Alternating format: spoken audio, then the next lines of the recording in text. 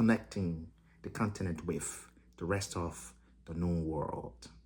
Today, we are continuing that series to talk about intra-Africa trade.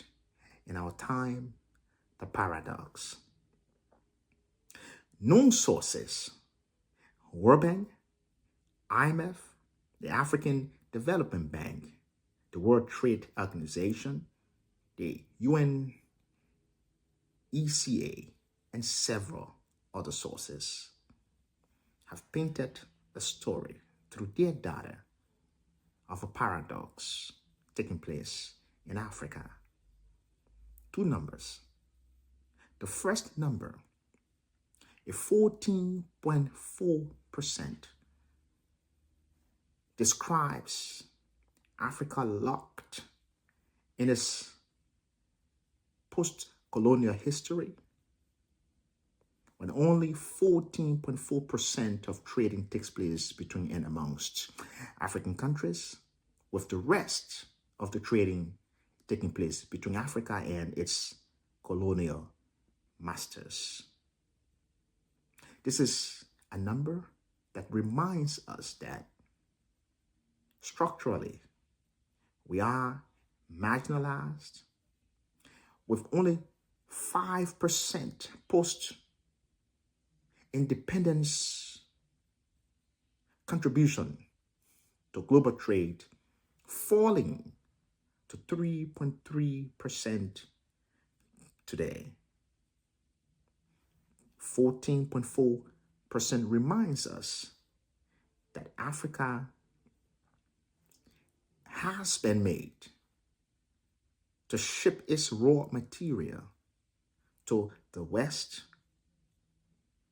neglecting the vast opportunity that takes place between and amongst African countries when we trade.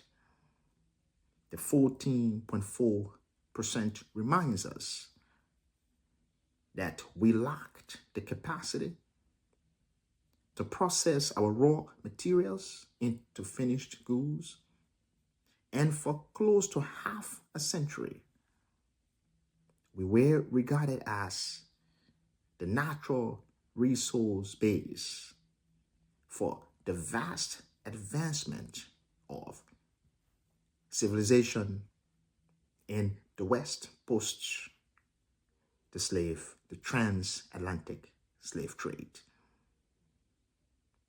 It is the 14.4% that reminds us that instead of tapping on the competitive advantage of the natural endowment, converting it from raw materials to finished goods, and empowering our people to make profound economic decisions, we traded that for the so-called relationships that we established and maintained with our colonial masters. But the story is shifting into a hidden number, a new number. Beneath all of the data sources, all of the analysis, all of the trends, there is the emergence of a secret code, a code that is rewriting a new destiny for Africa.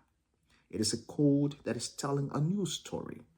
It is a new number, a number that speaks of the vast potential and a new future for Africa. It is a number that comes deeply from analyzing those figures, trends, case studies coming out of the known sources. It is a number that I am proud of, 45%. Africa's new number, 45%, speaks of the percentage of manufactured goods that are trading between and amongst African countries over the last 2 years. 45% of trade that takes place between and amongst African countries constitute finished, manufactured, finished, processed goods.